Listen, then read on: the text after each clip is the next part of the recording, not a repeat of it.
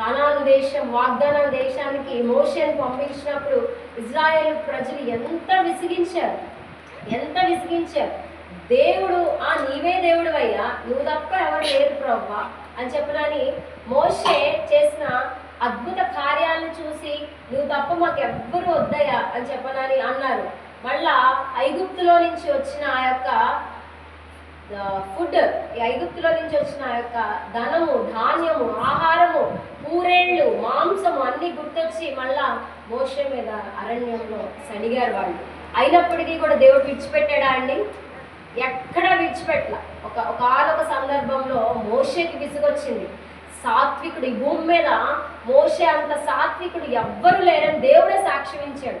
అటువంటి సాత్వికమైన మనస్సు గల మోషేకి కూడా ఇజ్రాయేలు ప్రజలు విసిగించినప్పుడు మోషే మీద దేవుడు కోపగించుకొని కనాను దేశానికి నువ్వు వెళ్ళవు మోషే అన్నాడు. కానీ ఇజ్రాయేలు ప్రజల్ని మాత్రం ఏ రోజు కూడా విడిచిపెట్టలేదు. మోషేకి విసుగొచ్చి ఏంటి వీళ్ళ కోసం నేను చెయ్యాలా అని చెప్పని గట్టిగా ఒకసారి కొట్టి మోషే నువ్వు బండని నీళ్ళు వస్తాయంటే గట్టిగా కోపం వచ్చి 2-3 సార్లు కొట్టేసరికి వాగ్దాన దేశాన్ని మోషే కోల్పోయాడు. కానీ ఇజ్రాయేల్ ప్రజల ఎడల దేవుని యొక్క ప్రేమ, కృప మారలేదు. హల్లెలూయా, హల్లెలూయా, హల్లెలూయా. దేవుడు ఎప్పుడు కూడా తన ప్రేమని మన ఎడల వెల్లడిపరుస్తూనే ఉంటాడు. ఎక్కడికక్కడ ఎవరో ఒకరి ద్వారా ఆయన కృపని మన వెంట ఉంచి వెంబడిస్తూనే ఉంటాడు. ఎందుకు మన ఎడల ఇంత ప్రేమ చూపిస్తున్నాడు, ఎందుకు మన ఎడల ఇంత కృప చూపిస్తున్నాడు అని అంటే, ఈరోజు దేవుని యొక్క బిడ్డలుగా మనము కూడా ఆయన యొక్క వారసత్వాన్ని పొందుకున్నాం కాబట్టి ఇజ్రాయేలు ప్రజల్ని అరణ్యంలో ఏ విధంగా అయితే దేవుడు నడిపించి ఆ యొక్క వాగ్దాన దేశానికి తీసుకెళ్లాడో విసుక్కోకుండా, సణుక్కోకుండా, వాళ్ళు ఎంత విసిగించినప్పటికీ కూడా ఏమాత్రం తన యొక్క ప్రేమను ఆయన మార్చుకోలేదు. ఆ కృపని అలానే ఉంచి ఆనాడు అబ్రహాముకి ఇచ్చిన వాగ్దానాన్ని దేవుడు జ్ఞాపకం చేసుకొని అబ్రహాముకి ఏ వాగ్దానం అయితే ఇచ్చాడో కనాను దేశానికి నీ తర్వాత సంతానాన్ని నువ్వు చూస్తావు, నేను పంపిస్తానని చెప్పేసానని ఆ యొక్క వాగ్దానం నిలబెట్టడం కోసం దేవుడు క్షమిస్తూ, భరిస్తూ, ప్రేమిస్తూ, కృప చూపిస్తూ తన ప్రజలైన ఇజ్రాయేల్ని అదే రీతిగా ఈరోజు ఇజ్రాయేల్ జనాంగంలోనికి మనందరం కూడా ఆయన యొక్క రక్తము ద్వారా మన పాపాలన్నింటినీ ఆయన కడిగి వేసిన విధానాన్ని బట్టి, ఆయన బిడ్డలుగా మనం ఆయన కోరుకున్న విధానాన్ని బట్టి ఈరోజు మనం కూడా ఆయన పిల్లలుగా పిలువబడుతున్నాం. కాబట్టి ఆయన విడువక మన యందు కూడా కృప చూపిస్తూ ఉన్నాడు. అయితే దేవుడు అంటున్నాడు కదా, ఈరోజు ఆ యొక్క క్షమాపణ గుణంలోనికి, ఆ పశ్చాత్తాప గుణంలోనికి నీవు నేను వచ్చినట్లయితే దేవుడు ఆ రోజు అబ్రహాంకి ఏ వాగ్దానం అయితే చేశాడో ఆ కనాను వాగ్దానాన్ని మనకు కూడా చేస్తూ ఒక కొత్త ఒడంబికడని, ఒక కొత్త వాగ్దానాన్ని మనకు కూడా ఇస్తున్నాడు. ఏంటి ఆ వాగ్దానం అంటే, శాశ్వతమైన ప్రేమతో నేను నిన్ను ప్రేమిస్తున్నాను, అందుకే నీ ఎడల కృప చూపిస్తున్నాను. అట్టి ప్రేమ, అట్టి కృప మనందరం పొందుకోవాలంటే మనం ఏం చేయాలండి? చెప్పండి, ఏం చేయాలండి? పశ్చాత్తాప హృదయం మనలో కావాలి. చాలాసార్లు ఇజ్రాయేల్ ప్రజల వల్లే మనం కూడా చోటుకెళ్ళిపోతూ ఉంటాం.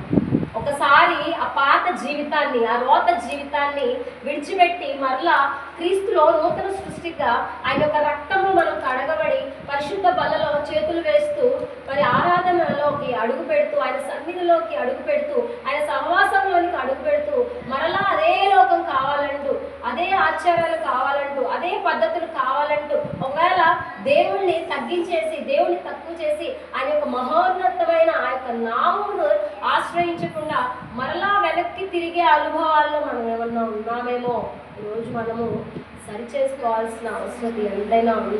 ఎందుకంటే ఆయన ఎప్పటికప్పుడు పాత నిబంధన కాలంలో నేనే నిజమైన దేవుడని, ఎల్షడాయి నేనే, ఉన్నవాడు నన్ను వాడు నేనే, ఎల్ రోహి నేనే అని ఎన్నో నామాలను కలిగి ఆయన ప్రత్యక్షపరుచుకున్నాడు. ఈరోజు క్రీస్తు ప్రభు ద్వారా ఈ నూతన నిబంధన కాలంలో మనం వచ్చి మన పాపములన్నిటినీ ఆయన శిలువ మీద మోసి ఆయన రక్తము ద్వారా ఒకేసారి మన పాపములన్నిటిని తీసివేసి, కడిగివేసి, ప్రోక్షించి, ఆయన రక్తాన్ని ప్రోక్షించి మనల్ని నీతిమంతులుగా, పరిశుద్ధులుగా చేసిన దేవుని యొక్క ప్రేమ మనం ఈరోజు పొందుకోవాలండి.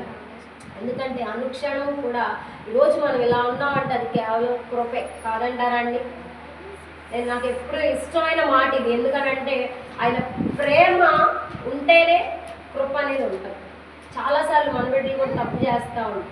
ఏం చేస్తాం? ప్రేమను బట్టి కృపతో వదిలేస్తాం. అవునా? మీకు అర్థం అవడానికి ఉదాహరణ, చాలా భయంకరమైన మిస్టేక్ చేస్తున్నా ఏమంటాం? దెబ్బేసి ఆ ప్రేమను బట్టి సర్లే ఇంకెప్పుడు ఇలా చేయొద్దు అని చెప్పినాను మనం బిడ్డల్ని క్షమించి వదిలేస్తాం.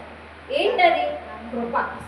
దేవుడు కూడా తన బిడ్డల పట్ల ఎంత మనం విసిగించినా, ఆయన్ని బాధ పెట్టినా, చేయకూడని పనులు చేసినా, ఎలా ఉన్నా, ఏ పరిస్థితిలో ఉన్నా, మన పరిస్థితులు మనకు అర్థం కాకపోయినా, కష్టకాలాల్లో మనం ఉన్నాము, అయ్యా మేము నశించిపోతున్నాం, మేము దిగజారిపోతున్నాం, నేను ఈ పాపంలో పడిపోయాను, నేను లేవలేకపోతున్నాను అని చెప్పడానికి ఎంత భయంకరమైన క్లిష్ట పరిస్థితుల్లో ఉన్నా దేవుడు మనల్ని విడిచిపెట్టే దేవుడు కానే కాదు.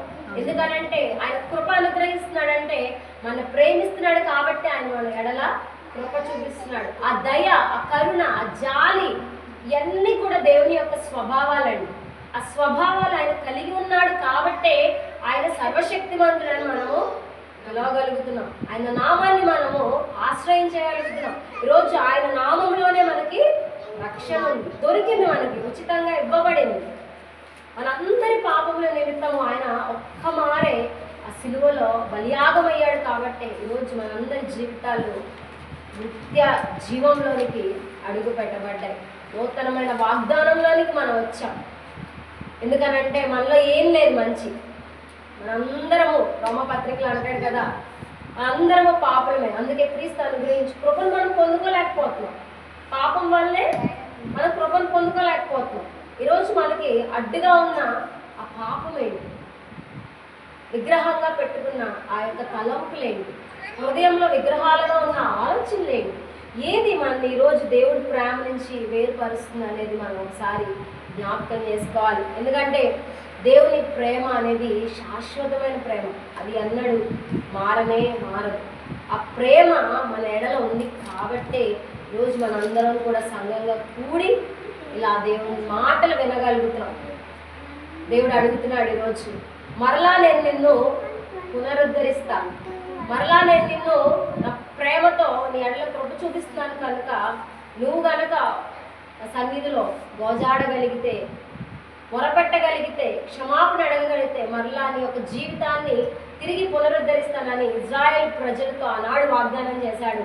ఈరోజు నీకు కూడా అదే వాగ్దానం చేస్తున్నాడు.